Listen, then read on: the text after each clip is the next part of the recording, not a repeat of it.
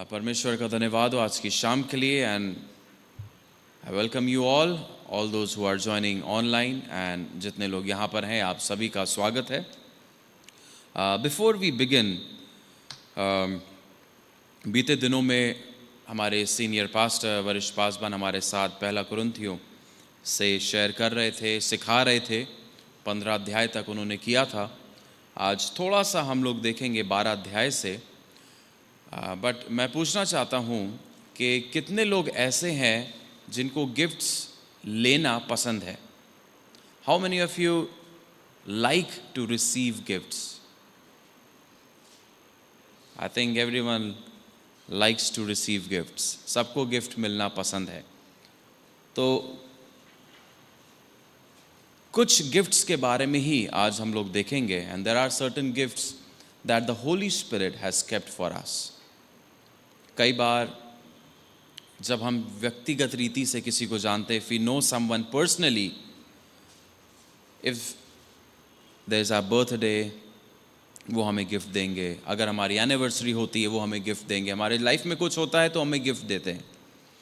But the Holy Spirit doesn't need any occasion to give you a gift. He just need your desire. उन्हें आपकी इच्छा, आपकी भूख और आपकी प्यास देखनी है और वो अपने वरदान देने को तैयार हैं। लेकिन क्या हम वरदान प्राप्त करने के लिए तैयार हैं? Are we ready? Are we prepared to receive the gifts from the Holy spirit?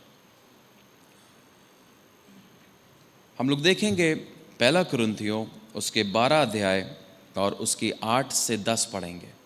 लेकिन एक चीज़ मैं आपको बताना चाहता हूँ, भले ही हम में डिज़ायर हो गिफ्ट्स पाने की, पवित्र आत्मा के वरदान पाने की। हम सब ने, बहुत से लोग ऐसे होंगे, हम लोग को पता होगा पवित्र आत्मा के वरदान क्या होते हैं। We must be knowing the gifts of the Holy Spirit and there are so many people who are so much desirous of the gifts of the Holy Spirit. But let me tell you, the gifts of the Holy Spirit must be accompanied by the fruit of the Holy Spirit for an effective witness. अगर आपको एक प्रभावशाली गवाह बनना है तो केवल आत्मिक वरदान से काम नहीं चलेगा, लेकिन उन आत्मिक वरदान के साथ साथ आत्मा का फल भी आप में होना चाहिए। क्योंकि जिन लोग के पास आत्मा का फल नहीं रहता है, केवल वरदान रह जाते हैं, उन्हीं लोगों के लिए लिखा है, वो कहेंगे प्रभु मैंने तेरे नाम से ये किया, मैंने तेरे नाम से वो किया, और प्रभु कहेगा उनसे मैं तुझे जानता भी नहीं। वरदान उनमें काम किया, वरदान परमेश्वर दे देते हैं, वापस नहीं लेते, लेकिन फल उनमें नहीं रहे। तो आइए हम लोग पढ़ेंगे पहला कुरिन्थियों उसका 12 अध्याय 8 से 10। In English it is written, for to one is given through the Spirit the utterance of wisdom, and to another the utterance of knowledge according to the same Spirit, to another faith by the same Spirit, to another gifts of healing by the one Spirit, to another working of miracles, to another prophecy, to another ability to distinguish between spirits, to another various kinds of tongues, and to another the interpretation of tongues। Hindi में इसमें इस प्रकार से लिखा हुआ है, क्योंकि एक को आत्मा के द्वारा बुद्धि की बातें दी जाती हैं और दूसरे को उसी आत्मा के अनुसार ज्ञान की बातें, किसी को उसी आत्मा से विश्वास और किसी को उसी एक आत्मा से चंगा करने का वरदान दिया जाता है। फिर किसी को सामर्थ का काम करने की शक्ति, और किसी को भविष्यवाणी की, और किसी को आत्माओं की परख, और किसी को अनेक प्रकार की भाषा, और किसी को भाषाओं का अर्थ बताना। कितने फल हुए? कितने गिफ्ट हुए? कौन बता सकता है? How many gifts we just read? कितने वरदानों के बारे में भी पढ़ा हम लोग ने?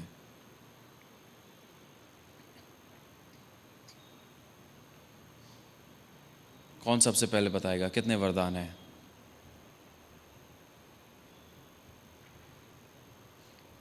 कितने फल होते हैं अगर कोई बता दें? ओके, फल एक होता है वैसे, लेकिन उसके 9 गुण होते हैं। और वरदान कितने हैं? एक जवाब आया 7 जी।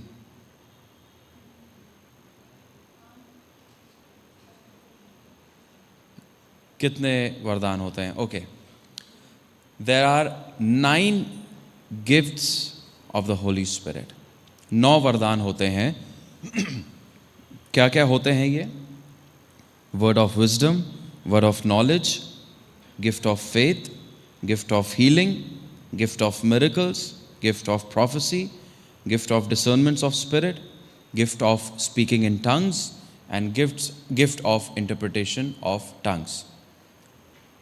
बुद्धि का वरदान, ज्ञान का वरदान, विश्वास का वरदान, चंगाई का वरदान, चमत्कार का वरदान, भविष्यवाणी का वरदान, आत्मा की परख का वरदान, अन्य भाषा बोलने का वरदान और अन्य भाषा का अनुवाद करने का वरदान. ये 9 आत्मा के वरदान होते हैं, जिसको अगर हम देखें तो उसको आगे के 3 भागों में जिनको विभाजित किया जाता है, उसके बारे में हम देखेंगे. और जब गिफ्ट शब्द हम सुनते हैं, जो गिफ्ट शब्द है, ये गिफ्ट शब्द आता है एक यूनानी शब्द से जो है करिश्मा. The word gift comes from a Greek word that is charisma. कई बार आप लोग ने सुना होगा, एक समय था जब कैरिज्मेटिक मूवमेंट हुआ था. There are some charismatic churches. So what is this charismatic churches, and who are the people who are known as charismatics? The believers or church who accept the superpower of the Holy Spirit are known as charismatics. वो लोग जो पवित्र आत्मा की उस अलौकिक शक्ति पर विश्वास करते हैं, वो charismatics नाम से जाने जाते हैं. अब ये जो वरदान होते हैं, ये जो आत्मा के वरदान हैं, ये हमें हमारी काबिलियत के अनुसार कार्य करने के लिए नहीं मिलते. We cannot use these gifts as we want, according to our abilities. No, we cannot. These gifts are the ways in which the Spirit works through us. ये वरदान वो होते हैं जिसके द्वारा पवित्र आत्मा हमारे द्वारा काम करता है. 3 श्रेणी जिसमें ये विभाजित किए गए हैं. पहला है नॉलेज, यानी कि ज्ञान.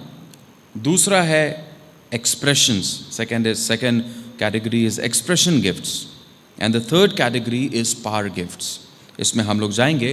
पहली कैटेगरी देखेंगे, which the first category, which is the knowledge gifts. Knowledge gifts में the first gift is the word of knowledge. Now what is the word of knowledge? We are going to see it according to the word of God. What is the word of knowledge? It works in 2 ways. जो ज्ञान का फल है, ये 2 तरीके से काम करता है. हम देखेंगे उदाहरण के लिए प्रेरितों के काम उसका 8वां अध्याय 26 से 37. Acts chapter 8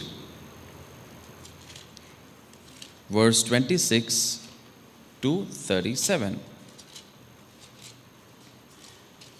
इससे पहले हम उसको पढ़े, मैं बताना चाहता हूँ, मैंने बताया 2 तरीके से ये गिफ्ट काम करता है. The word of knowledge works in 2 ways. Firstly, to understand the scripture, what the passage actually means, and the depth of the scripture, and helps us to explain and apply it. कई बार ऐसा होता है, हम लोग वचन पढ़ते हैं, शायद नहीं समझ में आ रहा है. कुछ लोग ऐसे होते हैं जिनको आप देखें, कुछ परमेश्वर के दास लोग हैं जिनको एक अलग समझ होती है. आप 10 बार भी पढ़ेंगे या मैं भी 10 बार पढ़ूंगा, उस वचन को उस तरीके से हम नहीं समझ पाएंगे. We won't be able to understand the word even studying it for 10 times. But there are certain people of God who reads, studies and gets a different kind of understanding of that word. How is it possible? Let us see from Acts chapter 8 verse 26 to 37. इसमें लिखा है, फिर प्रभु के एक स्वर्गदूत ने फिलिप्पुस से कहा, उठ और दक्षिण की ओर उस मार्ग पर जा जो यरूशलेम से गाजा को जाता है. यह रेगिस्तानी मार्ग है. वह उठकर चल दिया, और देखो कूश देश का एक मनुष्य आ रहा था जो खोजा और कूशियों की रानी कंदाके का मंत्री और खजांची था. वह आराधना करने के लिए यरूशलेम आया था.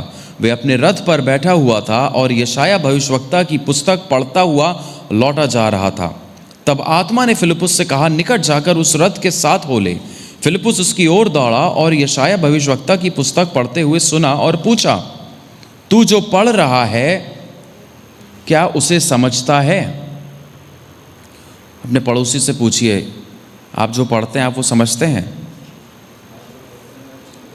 Do you understand what you read in the word of God? Do you understand what you read in the word of God? Same question Philip asked the eunuch. Do you understand what you read? Then what did eunuch reply?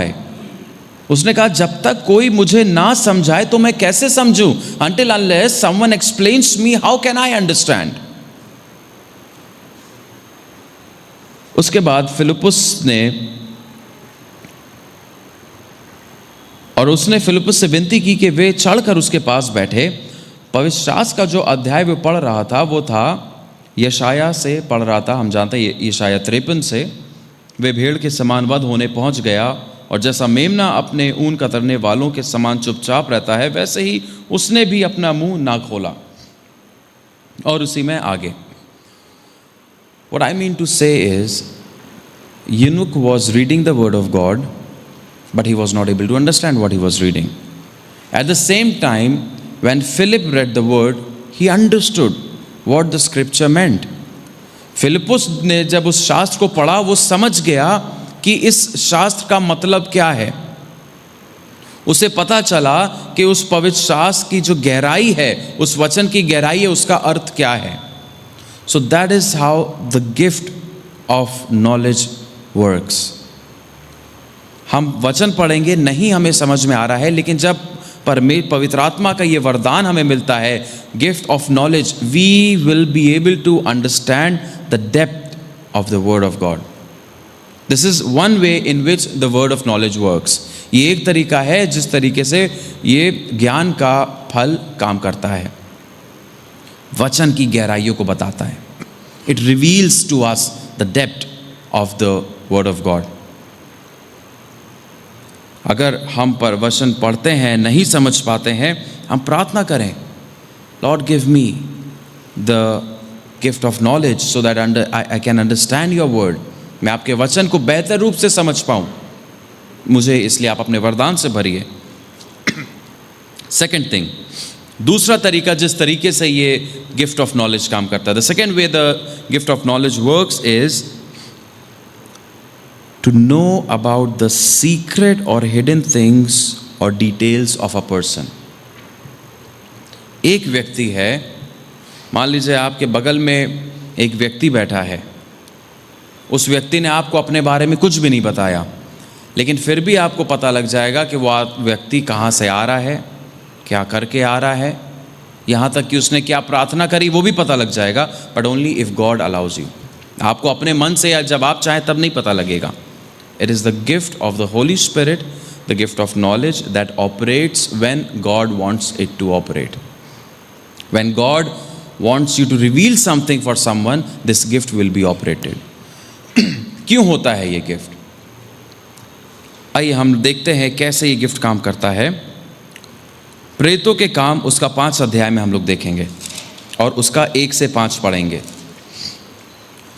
हनन्याह नामक एक मनुष्य, उसकी पत्नी सफीरा ने कुछ भूमि बेची और उसके दाम में से कुछ रख छोड़ा, और ये बात उसकी पत्नी भी जानती थी, और उसका एक भाग लाकर प्रेरितों के पांव में आगे रख दिया। पतरस ने कहा, हे हनन्याह, शैतान ने तेरे मन में ये क्या बात डाल दी कि तू पवित्र आत्मा से झूठ बोले और भूमि के दाम में से कुछ रख छोड़े? जब तक वे तेरे पास रही क्या तेरी ना थी, और जब बिक गई तो क्या तेरे वश में ना थी? तूने ये बात अपने मन में क्यों विचारी? तू मनुष्यों से नहीं परंतु परमेश्वर से झूठ बोला है। पतरस को कैसे पता? क्या हनन्याह के घर में पतरस ने कोई जासूस भेज रखा था? Was there a spy in हनन्याह's house? How did Peter come to know about this, that they sold a land for certain price and they are giving a lesser amount to them? पतरस का कहने का ये मतलब नहीं था कि सारा पैसा दे दो, नहीं, जितना वो देना चाहते देते, लेकिन उन्होंने कहा कि हम सब कुछ तुम्हें दे रहे हैं, और थोड़ा सा अपने पास उन्होंने बचा के रख लिया। पतरस को कैसे पता लगा? How did Peter come to know about this? That is the gift of knowledge operating through the Holy Spirit. जो बिल्कुल संभव नहीं है एक छिपी हुई बात, एक सीक्रेट जो किसी इंसान को पता चल ही नहीं सकता, वो पतरस को पता लग गया। Because God knows everything and Peter had the same spirit, the Holy Spirit which is God spirit, who revealed this to Peter. एक और चीज, एक और उदाहरण, जब यीशु मसीह सामरी स्त्री से बात कर रहे होते उस कुएं के पास, how did Jesus know about the woman? कैसे यीशु मसीह को सामरी महिला के बारे में पता लगा यूहन्ना 4 में? उसे कैसे पता कि हाँ तू सच कहती है कि तेरे 5 पति रह चुके, अभी तू जिसके साथ है वो तेरा पति नहीं है? How did Jesus know? कैसे यीशु को पता? That was the word, the gift of knowledge. यीशु मसीह पवित्र आत्मा से भरे थे, यीशु मसीह में सारे 9 फल थे, and all the 9 gifts were operating. तो जो राज की बातें पता लगती हैं, that is the gift of knowledge. वो ज्ञान का एक वरदान है। क्या हमें ऐसी कोई डिज़ायर है कि ऐसा एक गिफ्ट हो हमारे पास? और is it wrong to desire something like that? क्या गलत है ऐसी कुछ इच्छा रखना? पौलुस कहता है तुम सारे फलों की इच्छा रखो, वो पवित्र आत्मा के ऊपर निर्भर करता है वो किसको क्या देना चाहे, but it is our duty to desire for the gifts. क्यों? क्योंकि ये गिफ्ट्स हमारे यूज़ के लिए नहीं है। पतरस ये नहीं दिखा रहा था कि देखो मुझे कितना मालूम है, मैं ज्ञानी हूँ। नहीं, we are nothing, but these gifts are for the edification of the church. ये कलीसिया की बढ़ोतरी के लिए, कलीसिया की निर्माण के लिए, हमारे व्यक्तिगत के लिए नहीं है। अगर आपको परमेश्वर ने ये वरदान दिया है तो आप उस वरदान को आप बेचेंगे नहीं। बेचने का मतलब क्या है? आप दूसरों से ये जाके ना कहें कि मुझे बताओ, मुझे 100 रुपये दो, मैं तुम्हारा भविष्य बताऊं, मुझे परख कर देखो, मुझे तुम 1 लाख लाओ, मैं तुम्हें बताऊंगा तुम इतना परेशान थे, तुमने ऐसा किया, तुम्हें क्या करना है। नहीं, gift is not for that. ये आपको दूसरे को जाके ये भी नहीं दिखाना है कि मैं कितना अभिषिक्त हूं, देखो मुझे कितना पता है, परमेश्वर मुझे कितना इस्तेमाल कर रहा है, I know so much. No, the gifts are not for that. Gifts are for the edification of the church. You don't even know, आपको पता भी नहीं, एक छोटी सी कलीसिया में आप चले जाएं, किसी घर की कलीसिया में हो सकता है वहाँ के जो अगुवे हैं उनमें ये गिफ्ट्स ऑपरेट हो रहे होंगे और किसी को पता भी नहीं है। तो ये गिफ्ट्स इसलिए नहीं है कि हम ये दिखाएं कि हमें कितना मालूम है या हम कितने खास हैं, नहीं, बट जस्ट इसलिए परमेश्वर आपको गिफ्ट ये वरदान देते हैं ताकि मान लीजिए एक व्यक्ति आपके बगल में आके बैठा है, वो परेशान है, उसको परमेश्वर पर विश्वास नहीं हो रहा है, वो सवाल कर रहा है परमेश्वर क्या तू है कि नहीं। कई लोग प्रार्थना करते हैं ना, परमेश्वर मुझे साबित कर। There are so many people who pray like this, God if you are there prove me. Suppose if one person comes and sit next to you, आपके बगल में आके बैठे और इस प्रकार का उसके मन में सवाल हो और पवित्र आत्मा आपके द्वारा उससे बोले कि मैं जानता हूं तुम क्या सोच रहे हो, तुम जब इस भवन में आ रहे थे तुम रास्ते में ये सोचते हुए आ रहे थे कि परमेश्वर अगर तू है तुम मुझे अपने आप साबित कर, और तुम्हारा घर का पता ये है, तुम्हारा नाम ये है, तुम्हारे पिता का नाम, ये सब बातें जब आप उसको बता देंगे, वो व्यक्ति क्या परमेश्वर पर विश्वास नहीं करेगा?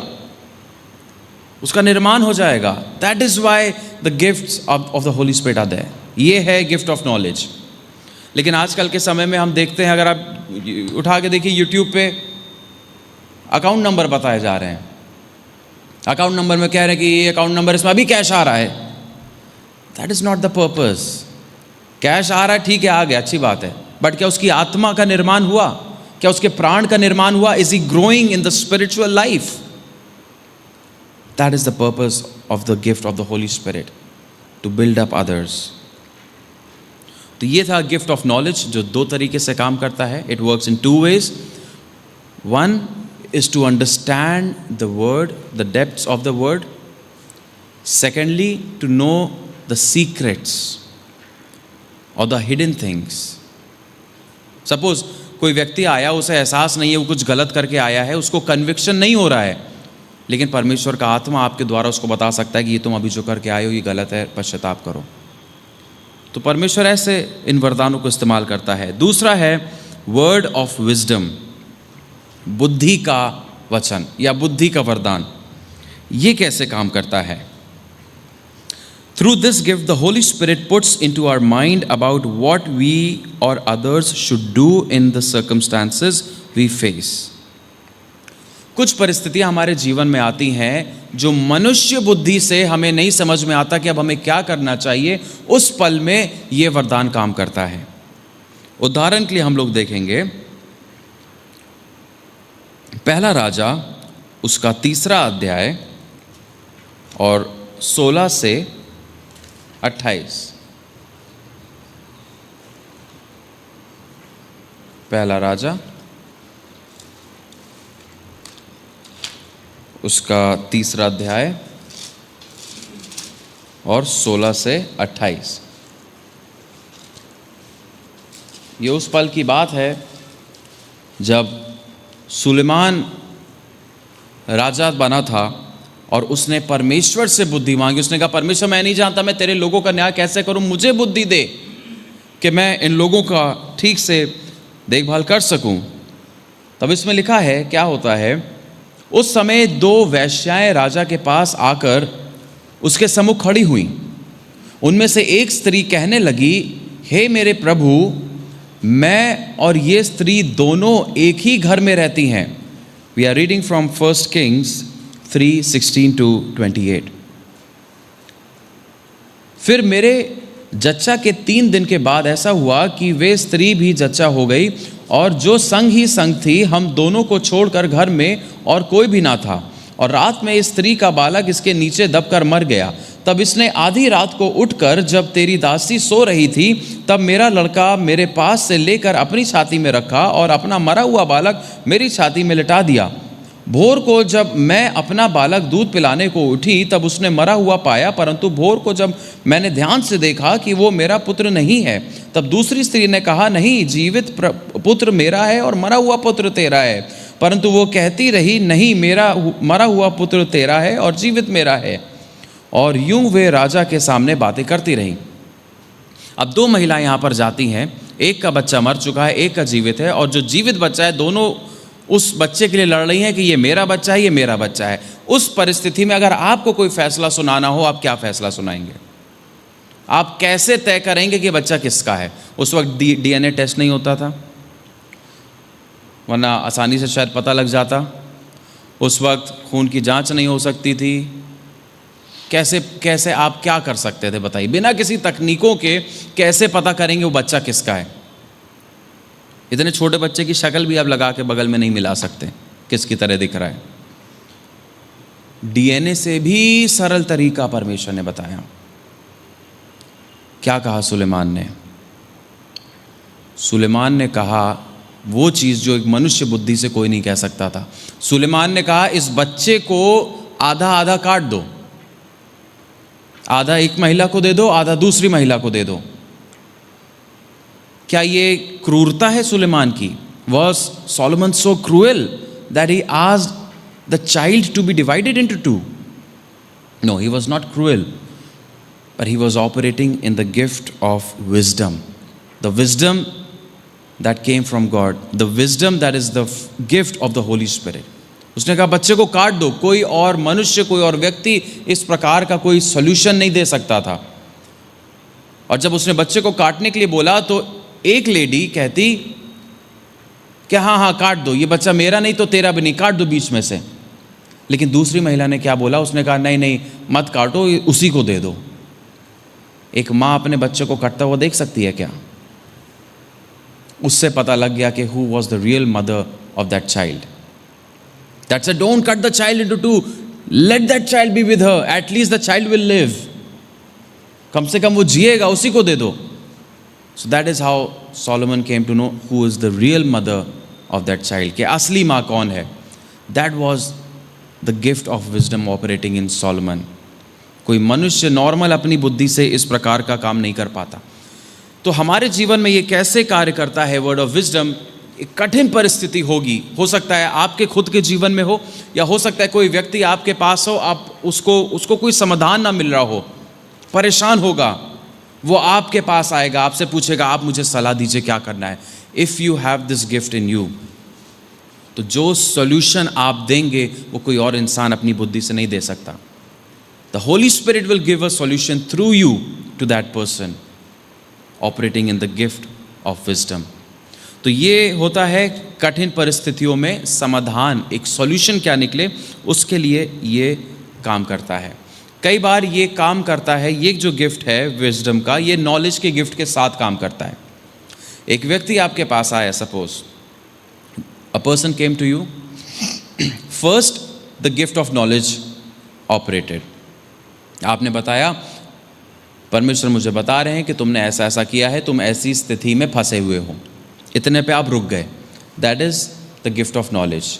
आपको सीक्रेट बात उस व्यक्ति की पता लगी, आपने उस व्यक्ति को सीक्रेट बात बता दी, रुक गए इतने पे। लेकिन अब जब आप उसकी उस परेशानी का आप सॉल्यूशन दे रहे हैं, that is the word of wisdom operating. परमेश्वर की ओर से जब भी कोई वचन आता है वो आधे पे आके नहीं रुकेगा, ये आप लोग को भी समझना है। God will never say you have done this, that's all. No, you have done this, now what you need to do, if you need to repent, God will tell you need to repent.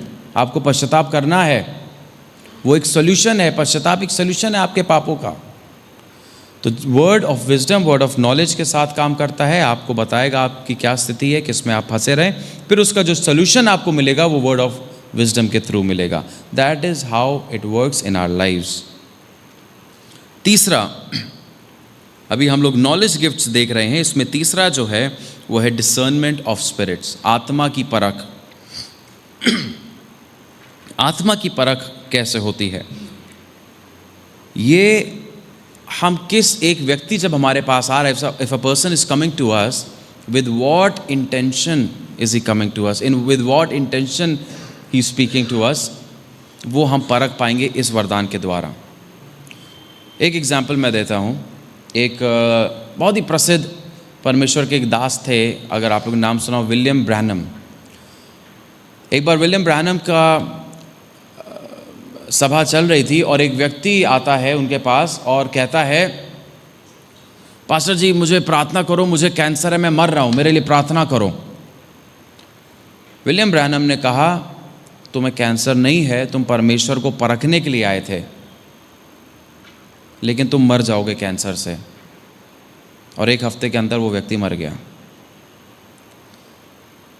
How did he come to know that with what intention that person came? William Branham ने बोला, तुम परमेश्वर को परखने के लिए आए थे, कैसे पता लगा उनको? उसकी आत्मा को परख लिया। The gift of discernment of the spirit was operated there. हो सकता है कोई व्यक्ति आपके पास आए, अरे आप मनीष बहुत अच्छे हैं, आप बहुत अच्छे हैं, आप मेरे साथ दोस्ती क्यों नहीं करते, मेरे साथ रहते क्यों नहीं, आप बहुत अच्छे हैं। ठीक है, आप उसके साथ हो लिए, वो आपका फ़ायदा उठाना शुरू कर दिया, आपसे पैसे ले रहा है, आपका जो भी वो फ़ायदा उठा सकता है।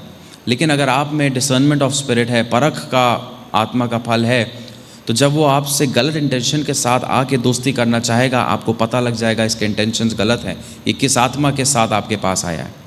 एक छोटा उदाहरण मैंने दिया है। कलीसिया में भी हम लोग को समझना है, इवन पास्टर्स में भी समझना हम लोग को, कौन किस आत्मा के साथ प्रचार कर रहा है। कुछ लोग गलत शिक्षाएं कर रहे हैं, इसलिए वचन बताता है आत्माओं को परखो। एक जन ने मुझसे कहा, परमेश्वर की उपस्थिति इतनी महान है कि वो नर्क में भी महसूस करी जा सकती है। तो फिर अगर परमेश्वर की उपस्थिति नर्क में भी महसूस करी जा सकती, तो नर्क नर्क नहीं रहा। नर्क को नर्क बनाता है परमेश्वर की गैर मौजूदगी, गैर उपस्थिति। तो ये सब प्रचार चल रहे हैं, हमें आत्माओं को परखना है, कौन सही प्रचार कर रहा है, कौन गलत प्रचार कर रहा है। Test the spirit, and for that we need the discernment of the spirit. दूसरा उदाहरण मैं देना चाहता हूँ। कई बार हम लोग किसी के लिए प्रार्थना करें, चंगा हो जा, चंगा हो जा, 2 साल से प्रार्थना करें, चंगा हो जा, be healed, Lord heal him. He is not getting healed. Why? Because he may not need healing, he may need deliverance. उसे हो सकता है चंगाई ना चाहिए हो, लेकिन उसे दुष्ट आत्मा से छुटकारा चाहिए हो। अब आपको कैसे पता लगेगा कि उसको दुष्ट आत्मा से छुटकारा चाहिए, उसको चंगाई चाहिए? If you have the discernment of the spirit, आप पहचान पाएंगे।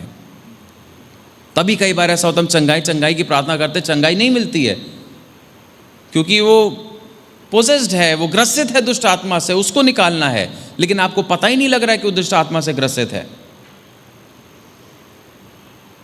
एक बार एक लड़की थी, उसके घर वाले कहने लगे इसको दुष्ट आत्मा है, दुष्ट आत्मा है। मैंने कहा अच्छा। कहने हाँ आप उसके लिए प्रार्थना करिएगा। और प्रार्थना करी तो वो प्रार्थना करती थी, थोड़ी देर में उनका हाथ ऐसे ऐसे हिलने लगता था। उन्होंने कहा मेरा हाथ अपने आप हिलने लगता, कोई हिलाता है मेरे हाथ को, आप मेरे लिए प्रार्थना करिए। मैंने कहा अच्छा ठीक है। मैंने प्रार्थना करी, उनका हाथ पकड़ के प्रार्थना करी, नहीं हिला। दुष्ट आत्मा नहीं थी उनके अंदर, उनकी सोच थी, लेकिन उनको लग रहा था कि दुष्ट आत्मा है। एक और केस आया जब मुंह से बस कुछ भी उलझुल शब्द, एक वर्ड रिपीट करते करते एक जन निकाल रहा था, उन लोग के घर वालों को लगा दुष्ट आत्मा है। But when I was praying for that person, I new in my spirit कि वो दुष्ट आत्मा नहीं है। मुझे पता लगा मेरी आत्मा में कि वो दुष्ट आत्मा नहीं थी। उसने कुछ गलतियां करी थी, गलती छुपाने के लिए उसने घर वालों से बहाना बना दिया कि दुष्ट आत्मा है। सो अगर आप सेवा में हैं, आप परमेश्वर के पास चलते हैं, लोगों का आपके साथ मिलना जुलना होता है, आपको आत्मा का परख चाहिए। And specially those who are in the ministry, they should definitely ask for this gift, the discernment of the spirit. कोई अगर आपसे आके आपकी तारीफ भी कर रहा है, you should discern the spirit. एक और उदाहरण मैं दिखाता हूं, प्रेतों के काम उसके 16 में देखते हैं। पौलुस, प्रेतों के काम उसका 16, और उसको हम लोग पढ़ेंगे 16 से 18।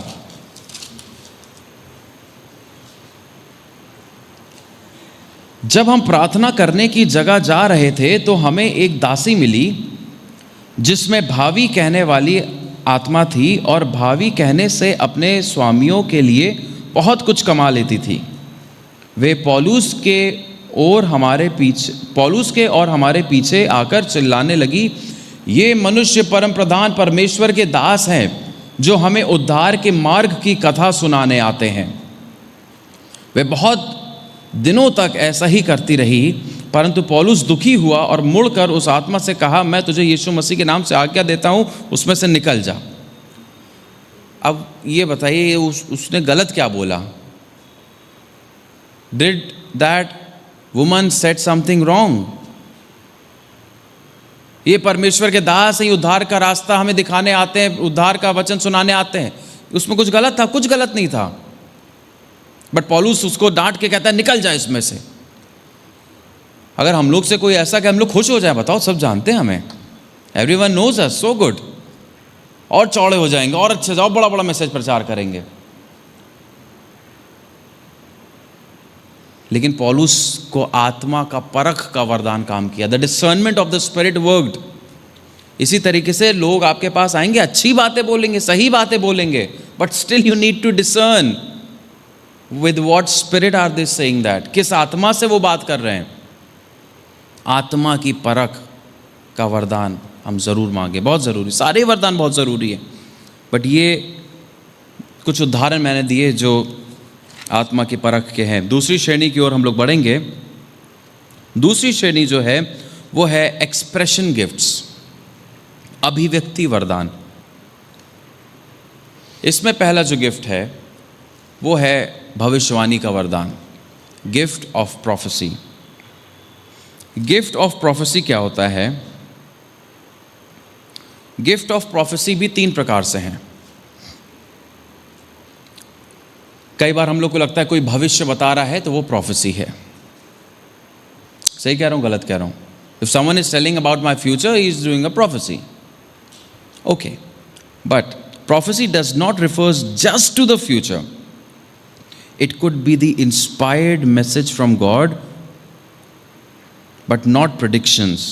It also includes spirit-inspired preachings or rhema received from God at the moment. ये भी भविष्यवाणी है। वो वचन जो उस पल में पवित्र आत्मा से मिला, वो रेमा जो पवित्र आत्मा से मिला, वो भी भविष्यवाणी है। और अगर उसको आप प्राप्त करें, उसको रिसीव करें, वो भी आपके जीवन में होगा। That is one part. Second, अगर आगे की बताने की बात आई है तो 2 चीजें हैं। एक होता है फोर्थ टेलिंग। फोर्थ टेलिंग, अब फोर्थ टेलिंग क्या है? When a profit brings warning from God but with a solution, that is fourth telling. जब एक भविष्यवक्ता परमेश्वर की ओर से आपके लिए एक चेतावनी को लेकर आता है, वो फोर्थ टेलिंग है। जैसे योना नीनवे को गया, वो परमेश्वर की ओर से चेतावनी लेकर आया कि परमेश्वर इसको नाश कर देगा, इस शहर को। वो है एक चेतावनी दे रहा है, फोर्थ टेलिंग, और उसके साथ एक समाधान भी मिलता है। इसलिए तुम पश्चाताप करो, इसलिए तुम ऐसा करो, इसलिए तुम वैसा को परमेश्वर बताएंगे। Our God is a detailed God. वो बारीक बातें बताते हैं, आधा अधूरा बता के नहीं छोड़ते हैं। अगर अब्राहम के समय में हम जाएं देखें तो वो कहते हैं, जब इज़ाक को बलि चढ़ाने के लिए परमेश्वर कहते हैं अब्राहम से, उन्होंने बस ये नहीं बोला अब्राहम जा अपने बेटे इज़ाक को बलि चढ़ा दे।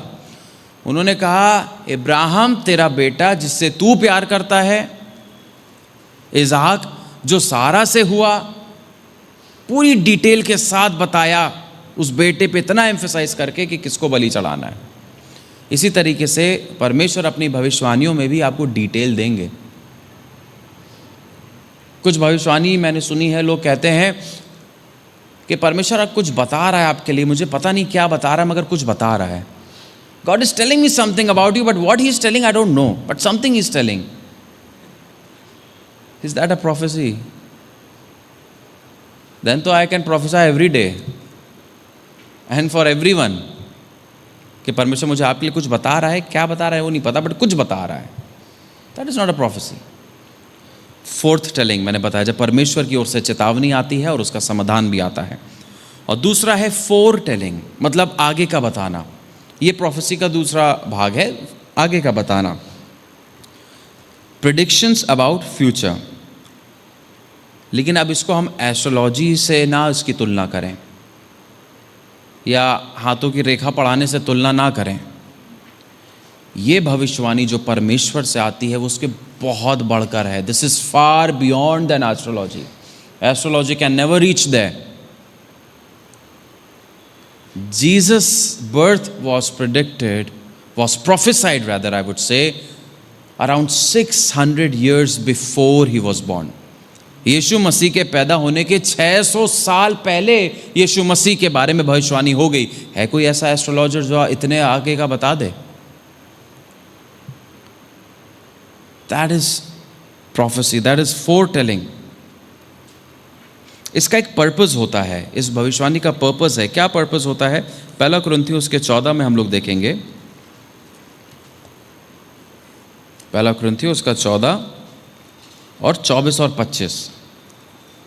परंतु यदि सब भविष्यवाणी करने लगें और कोई अविश्वासी या बाहर वाला मनुष्य भीतर आ जाए तो सब उसे दोषी ठहरा देंगे और परख लेंगे और उसके मन में भेद प्रकट हो जाएंगे, और तब वे मुंह के बल गिरकर परमेश्वर को दंडवत करेगा और मान लेगा कि सचमुच परमेश्वर तुम्हारे बीच में है। He will repent and he will know that God is in your midst. That is the purpose of the prophecy. That a person should somehow come closer to God. That is the purpose of prophecy. But आजकल prophecies होती हैं self glorification के लिए, कि जो भविष्यवाणी कर रहा है उसके लिए सब कह रहे प्रॉफिट जी पापा ji. That is not the purpose of prophecy.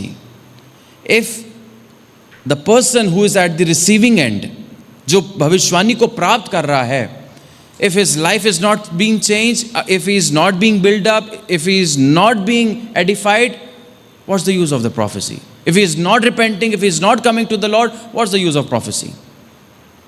भविष्यवाणी आएगी लेकिन भविष्यवाणी का पूरा अनुभव हमारे हाथ में। यदि परमेश्वर ने भविष्यवाणी को आपके लिए भेजा, कहा कि परमेश्वर मुझे दिखा रहा है कि वो आपको इस्तेमाल करेगा, वो ज़रूर करना चाहता है, वो करेगा, लेकिन आप मन नहीं फिरा रहे हैं, आप परमेश्वर के पीछे नहीं चलना मांग रहे हैं, तो परमेश्वर ज़बरदस्ती नहीं करेगा आपके साथ। जिस तरीके से हम अपने उद्धार को खो सकते हैं, हम परमेश्वर के वायदों को भी खो सकते हैं अपने जीवन में। We can lose our salvation. ऐसा नहीं है कि एक बार हमें उद्धार मिल गया तो मिल गया, we are once saved forever saved. No, that's why Paul says work out your own salvation every day. इसलिए परमेश्वर के वायदे हम लोग बहुत आराम से बाइबल में वायदों को क्लेम कर लेते हैं। यिर्मयाह 29:11 क्या लिखा है, कौन बताएगा? सबको आती होगी है, सबने क्लेम करी होगी, राइट? मैं जो कल्पनाएं तेरे विषय में करता हूँ वो तेरी हानि की नहीं लेकिन एक अच्छे भविष्य की। सबको अच्छा भविष्य चाहिए, तो सबने ये भविष्यवाणी को अपने ऊपर लिया, लेकिन क्या उसके अनुसार हम जी रहे हैं? Are we living according to that? कई बार हर एक बीमार कहता है by his stripes I am healed, फिर भी बीमार है। उसके कोड़े खाने से हम चंगे हुए, लेकिन फिर भी बीमार हैं। अरे क्या हम अपना जीवन बदल रहे हैं? If we are not changing our lives, if we are not repenting, if we are not turning towards God, none of the promise in the Bible will work in your life. If we are not turning ourselves towards God. मेरी बाईं ओर 1000 गिरेंगे, मेरे दाईं ओर 10,000 गिरेंगे, वो मेरे निकट भी नहीं आएगा, बहलिया के जाल से बचाएगा, सब कुछ हो जाएगा, लेकिन उसके लिए कंडीशन है जो पहले ही वर्ष में लिखी है। वो जो परम प्रधान परमेश्वर के छाए हुए स्थान में बना रहता है, Those who dwell in the shelter of the Most High God, वो हमें नहीं पूरा करना है, शेल्टर में नहीं बने रहना है, लेकिन बाकी की सारी चीज़ें भजन संहिता 91 की हमें चाहिए हमारे जीवन में। We need all the promises of Psalm 91, but we don't want to fulfill the very first verse that says we should dwell in the shelter of God. Let me tell you once again, none of the prophecy, none of the promise will fulfill in your life if you don't repent, if you don't turn towards God. और अगर आप चाहते हैं कि परमेश्वर आपको वैसे खींच के लाए जैसे नबूकदनेस्सर को खींच के लाया था, तो मर्जी आपकी है। That's your choice. If you want to come to God as God brought Nebuchadnezzar, that would be a painful way. So it's better अपनी खुशी से जब हमारे पास मौका है हम परमेश्वर की ओर फिरें। When I gave my life to the Lord, people asked me, Amit, what happened to you? What did you lose in your life? ऐसा क्या हो गया, क्या मुसीबत तुम्हारे जीवन में आ गई, क्या परेशानी तुम्हारे जीवन में आ गई जो तुमने सब कुछ छोड़ दिया, परमेश्वर में आ गए? मैंने कहा यूजुअली 3 वजह होती हैं जिस वजह से एक व्यक्ति परमेश्वर में आता है। पहली वजह, इंसान को नरक से बहुत डर लगता है। वो कहता है प्रभु मैं नरक में नहीं जाना चाहता, और मुझे नरक में ना जाना पड़े, इसलिए प्रभु मैं आपके पास आता, मुझे ग्रहण कर ले। एक तरीका, डर की वजह से परमेश्वर में आना। दूसरा तरीका क्या होता है, दूसरी वजह क्या होती है, एक इंसान अपनी लाइफ में सब कुछ खो चुका होता है। A person loses everything in his life, कुछ नहीं बचता उसके पास, तब उसको लगता है अब कुछ है ही नहीं, तो परमेश्वर के पास। When a person loses everything, he realizes now I should go to God.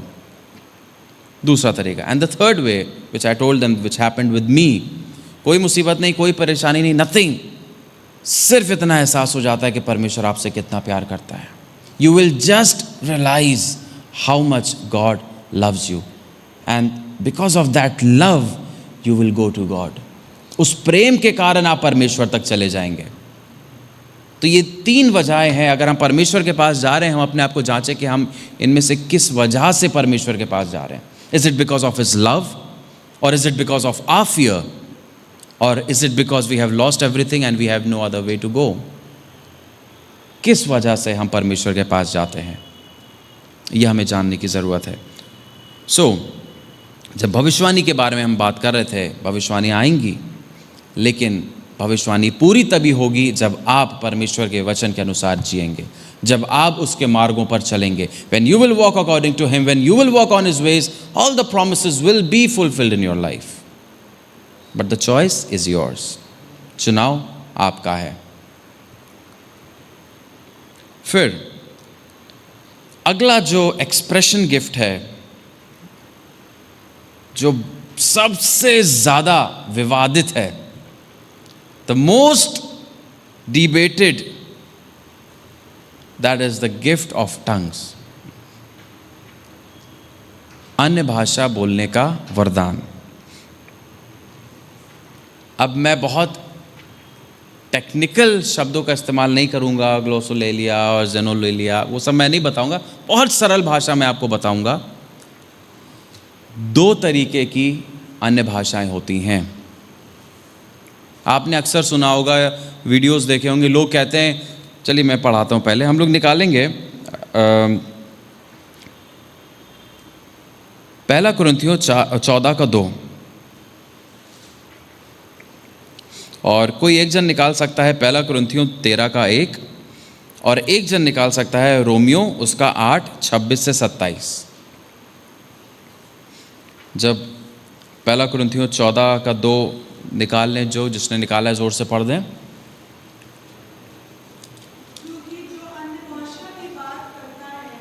जी, मनुष्यों से नहीं परंतु परमेश्वर से बातें करता है, इसलिए कि उसकी बातें कोई नहीं समझता, क्योंकि वह भेद की बातें आत्मा में होकर बोलता है। ठीक है।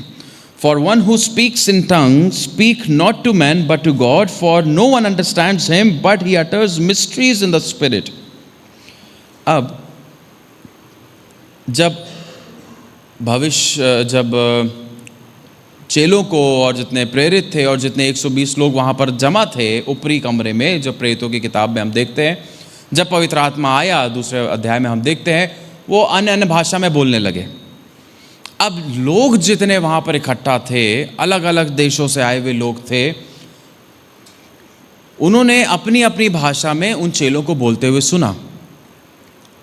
कोई किसी को अरबी मान लीजिए सुनाई दी, किसी को फारसी सुनाई दी, किसी को उर्दू सुनाई दी, किसी को संस्कृत सुनाई दी, उदाहरण के लिए बता रहा हूँ, किसी को हिंदी सुनाई दी, किसी को इंग्लिश सुनाई दी। अब जिसको इंग्लिश आती थी, अरबी नहीं आती थी, उसने अरबी वाले को सुना, उसने कहा ये नशे में है, पता नहीं क्या बड़बड़ा रहा है। जिसको इंग्लिश आती थी, हिंदी नहीं आती थी, उसने हिंदी सुनी, कहना ये नशे में बड़बड़ा रहा है। लेकिन जब बड़ी पिक्चर में हम देखते हैं, when we see in the larger picture, वहाँ पे ऐसे लोग थे, when everyone they heard them speaking their own tongues, own language. सबको मिला कि हाँ ये मेरी भाषा बोल रहा है, ये मेरी भाषा बोल रहा है, ये मेरी भाषा बोल रहा है, राइट।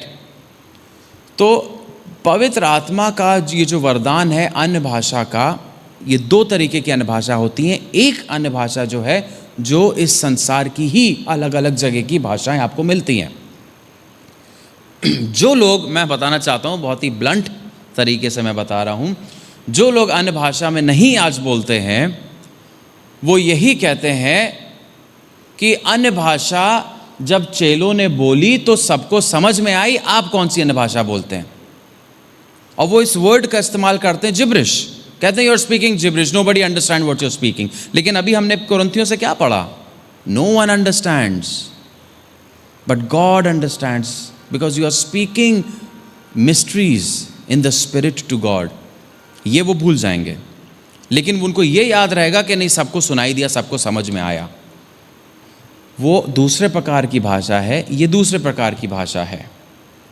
पौलुस कहता है यदि मैं स्वर्गदूतों की भाषा बोलूं और मनुष्य की भाषा बोलूं और प्रेम ना रखूं तो मैं ठनठनाता पीतल झंझनाती झांझू। स्वर्गदूतों की भाषा और मनुष्य की भाषा, पौलुस भी यहां पर बता रहा है स्पष्ट शब्दों में। अगर इतनी बुद्धि हमारे पास है समझने के लिए, हम इस बात को समझें कि दो प्रकार की अन्य भाषाएं हैं, स्वर्गदूतों की भाषा, मनुष्य की भाषा, स्वर्ग की भाषा, पृथ्वी की भाषा। तो जो चेलों को मिली उस वक्त वो आज भी ऑपरेट करती। मैं एक आंटी को जानता था, अब नहीं रही, उन्हें संस्कृत मिली हुई थी, उनकी अन्य भाषा, वो संस्कृत में अन्य भाषा बोलती थी। एक मेरे ब्रदर हैं, उनको मेरे ख्याल से अरेमिक मिली हुई थी या इब्रानी मिली थी, क्योंकि जब वो अन्य भाषा में प्रार्थना कर रहे थे तो एक शब्द आया रबूनी, और रबूनी शब्द हम बाइबल में पढ़ सकते हैं। जब वो महिला देखती है, कहती है हे रबूनी, मतलब मास्टर, स्वामी, तो वो भाषा उनको मिली हुई थी, वो मुझे पता लगा। किसी को अलग भाषा मिलती, किसी को अलग भाषा मिलती है। एक बार एक कलीसिया थी, उस कलीसिया, और ये आत्मा का जो वरदान है, हो सकता है वो उस पल की ज़रूरत के हिसाब से भी आता है। एक कलीसिया में ऐसा हुआ, विदेश की कलीसिया थी, वेस्टर्न कंट्रीज़ की थी, वहाँ पर बस एक व्यक्ति आया हुआ था जो चाइनीज़ था, और आगे की तरफ एक जन प्रचार कर रहा था, एक जन अनुवाद कर रहा था, इंग्लिश में सब कुछ हो रहा था, और अचानक से एक जन उठ के चाइनीज़ भाषा बोलने लगा जो पहले उसने कभी नहीं बोली, और किसी को नहीं समझ में आया उसने क्या बोला। लेकिन वो एक व्यक्ति जो वहाँ पर एक चाइनीज़ बैठा था, उसके लिए परमेश्वर का संदेश था और वो उसको मिला। इस तरीके से अन्य भाषा का वरदान काम करता है। ये हो गई पृथ्वी की भाषा, एक तरीके का अन्य भाषा। दूसरी अन्य भाषा क्या है? दूसरी अन्य भाषा वो है जो केवल परमेश्वर और हमारे बीच में है। पर्पस क्या है टंग्स का? सेल्फ एडिफिकेशन, खुद की बढ़ोतरी, खुद के लिए प्रार्थना करना। वो कोई मनुष्य नहीं समझ सकता, वो दुष्ट आत्माएं भी नहीं समझ सकती, शैतान भी नहीं समझ सकता, केवल परमेश्वर और आप में जो पवित्र आत्मा है, केवल वो, क्योंकि वो पवित्र आत्मा है जो परमेश्वर से बोल रहा है। आपको भी समझने की ज़रूरत नहीं है और ना हम समझ पाएंगे। तो ये दो प्रकार की भाषाएं हैं। कभी कोई आपसे अगर इस बात को बोलता है, बहस करता है, if someone argues with you that no the tongues are understandable by people, yes it is, but there is also a gift of tongue that is not understandable by people, and Bible clearly tells about that. There is no confusion, nothing. Then the other is the interpretation of tongues. इसका Bible में हम कोई उदाहरण भले ही ना देखें, लेकिन ये अनुवाद है. ऐसे भी परमेश्वर के दास लोग हैं, अभी भी हैं, जो अन्य भाषा बोलेंगे और फिर उसका अनुवाद भी बताते हैं. और पौलुस भी कहता है तुम अन्य भाषा में, वो कहता है अन्य भाषा मत बोलो जब तक कोई अनुवाद करने वाला ना हो. यानी कि अन्य भाषा का अनुवाद करने वाला भी एक वरदान है जो लोगों में होता है. अब पौलुस कहता है कि अन्य भाषा में ज़्यादा से ज़्यादा बोलो, तुम्हारे सेल्फ एडिफिकेशन के लिए है. See, there are times when we don't know what we need to pray. We'll be crying and no words would be coming out of our mouth. Just pray in tongues. It is the Holy Spirit that prays to God for you, on your behalf, when you don't even know what to pray. और कई बार ऐसा भी हुआ है जब एक जन भाषा में बोल रहा है और दूसरा जन उसका अनुवाद कर रहा है. ऐसा भी हुआ है कलीसियाओं में और होता है आज भी. Interpretation of tongues. जल्दी से आगे बढ़ेंगे. अगला जो वरदान है ये पावर गिफ्ट्स हैं. अगली श्रेणी में हम लोग आ गए थे, पावर गिफ्ट्स. इसमें है faith, the gift of faith. The spirit gives faith to pray for and believe and receive what seems impossible. विश्वास सबके पास है, राइट? आप कहेंगे विश्वास तो मेरे पास भी है, लेकिन विश्वास में और विश्वास के वरदान में एक फ़र्क है. विश्वास है, अच्छी बात है, बट विश्वास का वरदान आपको ये काबिलियत देता है कि आप ऐसी चीज़ों के लिए प्रार्थना कर सके जो असंभव हैं. You will pray for impossible things and you will believe that it will happen, and it will happen. Extraordinary faith, इस गिफ्ट को हम बोल सकते. फेथ हम सबके पास है, but this gift of faith is extraordinary faith. So extraordinary faith can bring extraordinary events. जब पतरस जेल में था, जंजीरों से बंधा हुआ था. आप सोचिए, जंजीरों से बांध के रखा था, but the church was praying. They were praying with faith. They had the gift of faith. They were praying. Angel went there, broke the shackles, brought him out of the jail. That was amazing. Faith.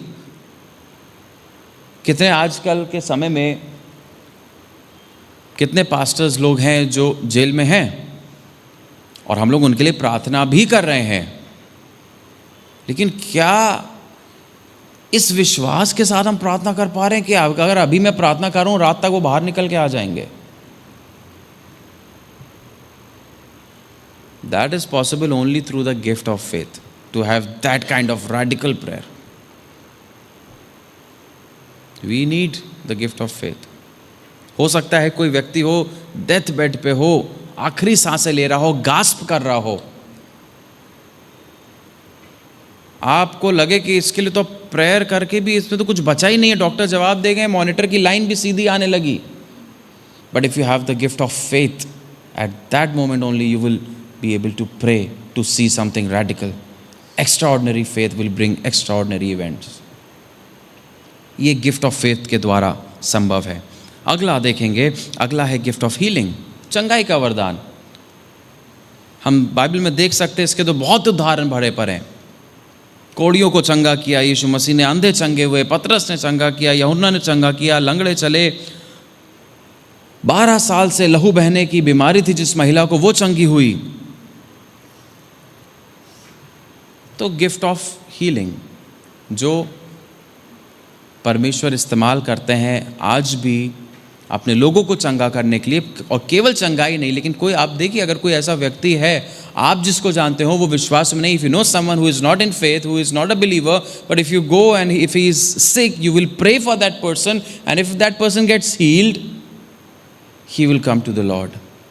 And there are so many cases when people came to the Lord because of the healing they have received. So ask for this gift of healing for yourself. इस gift के लिए भी आप परमेश्वर से मांगिए, परमेश्वर मुझे आप वरदान दीजिए चंगाई का, कि जब लोग चंगे हो तो वो परमेश्वर की ओर आए. बट मैं बताना चाहता हूँ what is the motive asking for that gift. मैंने इस गिफ्ट के लिए बहुत प्रार्थना करी, नॉट बिकॉज कि मैं देखूं कि हाँ मेरे द्वारा कोई चंगा हो रहा है और बहुत अच्छा लगे, नहीं, not only that, but there have been certain times when I have seen people sick and my heart was broken. जिनके पास कोई उम्मीद नहीं थी, उनको देख के बहुत बुरा लगा, दुख हुआ, और मैं प्रार्थना करता, परमेश्वर मुझे चंगाई का वरदान दीजिए, so that that person can be healed and that person can come to know you. And it happened, it so happened, few days ago I was sharing with our pastor Sammy in the office. I was sitting and we were sharing how God did miracles. He healed a cancer patient. So we need this gift of healing also. And the last gift we'll see is the gift of miracles. चमत्कार का वरदान. चमत्कार इस चमत्कार, miracle, इसमें क्या आपको समझा है? Anything beyond ordinary is a miracle. Anything beyond natural is a miracle, super natural. It includes creative miracles. Healing भी ज़रूर से मिरेकल का पार्ट है, बट मिरेकल्स का जो गिफ्ट है ये उससे भी बढ़कर है. एक बहुत बड़ी जागृति आई थी, अजूजा स्ट्रीट रिवाइवल. उस रिवाइवल के बाद से 1905 में जब आई थी, बहुत सी संस्थाएं निकली. असेंबलीज ऑफ गॉड भी उस रिवाइवल से ही आया था. उस वक्त एक व्यक्ति थे जिनका नाम था William Seymour. There was a person, William Seymour. He was praying in a room, and that room was filled with smog. Not smoke, not fog, smog. And people used to say, they used to call the fire brigade. And जब fire brigade वहाँ पहुँचती थी तो वहाँ कुछ नहीं होता था. लोग कहते थे आग नहीं, कुछ नहीं है. So one day one person went into that room, and that room was filled with the presence of God. There was a man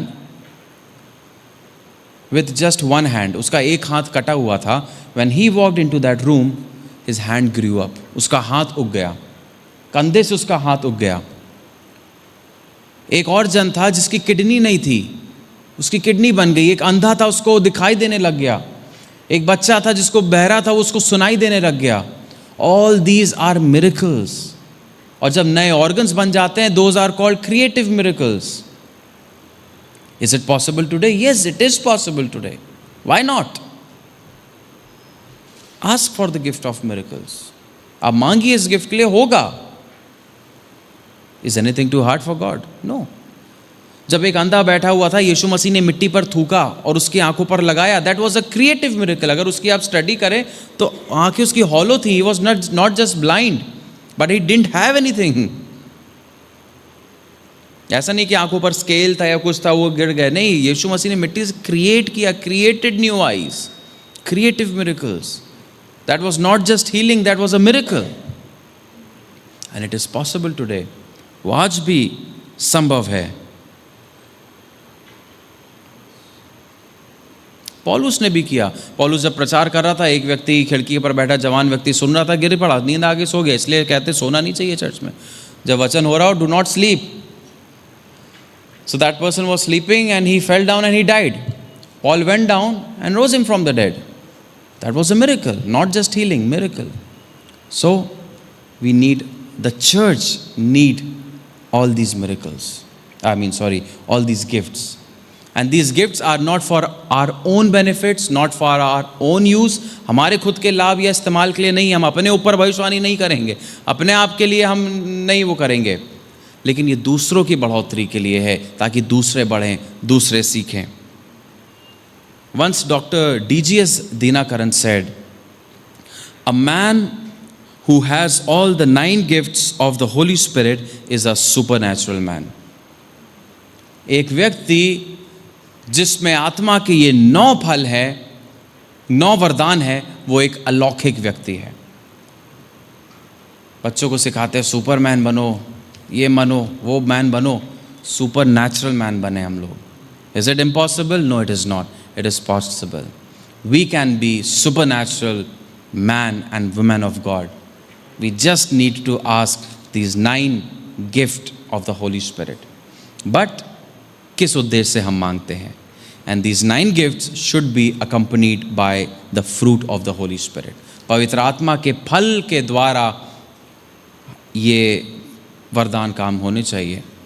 बिना फल के वरदान नहीं मज़ा आएगी, लेकिन जब फल हो आत्मा का और ये वरदान काम करेंगे तो कलीसिया बढ़ेगी, दूसरे लोगों की उन्नति होगी।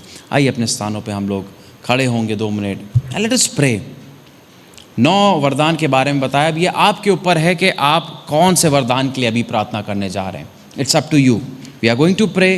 Late us desire for either of the gifts or all the gifts. It's up to you. जो गिफ्ट आपको सबसे ज़्यादा पसंद आया आप प्रार्थना करिए, एंड हैव फेथ, विश्वास के साथ प्रार्थना करिए, मांगिए। उसके बाद अपनी लाइफ में आप इसको प्रैक्टिस करिए, आप देखिए, and see this gift being operated in your life, whatever gift you are desiring for. Let us pray together. Father, we thank you. We thank you. प्रभु आपका धन्यवाद परमेश्वर। प्रभु इन वरदानों के लिए आपका धन्यवाद जो आपने अपनी कलीसिया के लिए रखे हैं परमेश्वर। ये वरदान परमेश्वर आपकी ओर से हैं और आपके लिए हैं और आपके लोगों की बढ़ोतरी के लिए हैं परमेश्वर। इस पे हमारा कोई हक या अधिकार नहीं, हम अपने हिसाब से इसको इस्तेमाल नहीं कर सकते प्रभु, लेकिन हम परमेश्वर चाहते हैं कि आप हमें इस्तेमाल करें परमेश्वर इन वरदानों के द्वारा, ताकि बहुत से लोग प्रभु आपको जान सके, आपके कामों को जान सके परमेश्वर। प्रभु आज हम लोग की इच्छा है प्रभु, मैं नहीं जानता किस वरदान को ये लोग मांगते हैं प्रभु, इनकी इच्छा के अनुसार परमेश्वर आप इन्हें वो वरदान दे आत्मा का। लेकिन पौलुस कहता है वो आत्मा की इच्छा है कि वो जिसको जो वरदान देना चाहता है।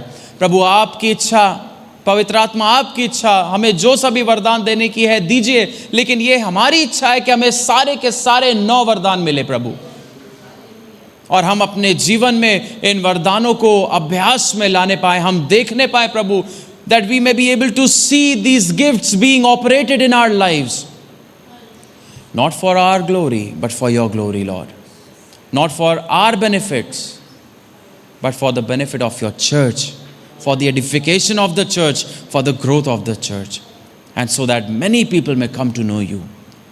Father, let your will be done in our lives. Let your desire be fulfilled in our lives. आपकी इच्छा हमारे जीवन में पूरी हो पवित्र आत्मा। हमसे बात करने के लिए धन्यवाद। Thank you Lord for speaking to us Lord. We give you all the glory and the honor Lord. In Jesus' name we pray. Amen.